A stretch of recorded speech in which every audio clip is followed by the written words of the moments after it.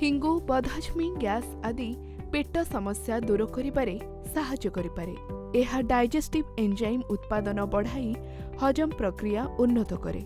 सबु प्रकारर पेट समस्या पई हिंगु लाभदायक होइथाय।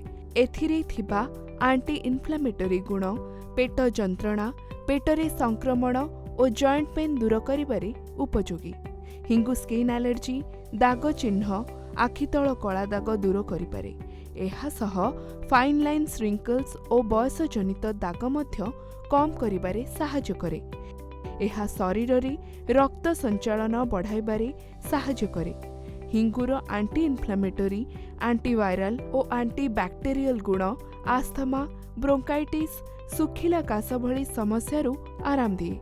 डाक्तरंको कहिबा मुताबक हिंगु पुरुषंक ठारे सेक्स पावर बढ़ाई पारे। एहा पुरुषंक नपुंसकता और महिलांक ओवल्यूशन समस्या दूर करिथाय। हिंगु एक उत्तेजक औषध अटे, तेणु प्रतिदिन सेवन करुथिले एहार मात्रा उपरे ध्यान रखिबे। पित्त समस्या थिबा व्यक्ति एहार कम सेवन करिबा उचित, नचेत कौनसी आयुर्वेदिक एक्सपर्ट का परामर्श नेबा परे ही सेवन करिबा भलो।